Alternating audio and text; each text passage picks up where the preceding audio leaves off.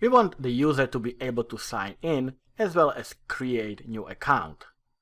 So we'll need two classes or two models, one for the user to sign in and one that will have properties that are needed in order for the user to register.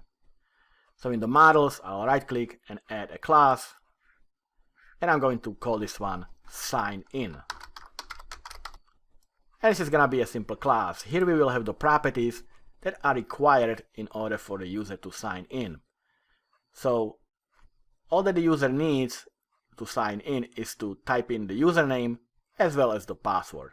And then we can have a checkbox for remember me, so the user, when the application closes and then opens, the user should be still logged in. So let's create those three properties. So I'll create the first one, and this is gonna be a string, and I'll call this one username. Then let's add another one. This is gonna be another string, and this is for the password. And finally we'll have a third one, and this is gonna be for the checkbox, so this is gonna be the boolean remember me. And in order to sign in, let's make all of these required. So I'll use the attribute required, and I'm going to bring in the namespace for this, which is the component model.data annotation. I'm gonna copy that and paste it on top of the password as well as remember me.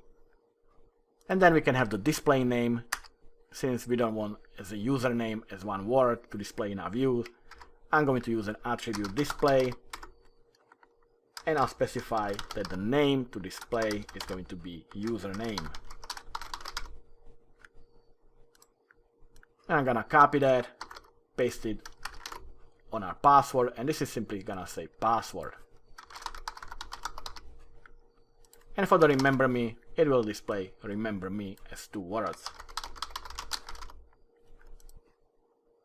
So a very simple model.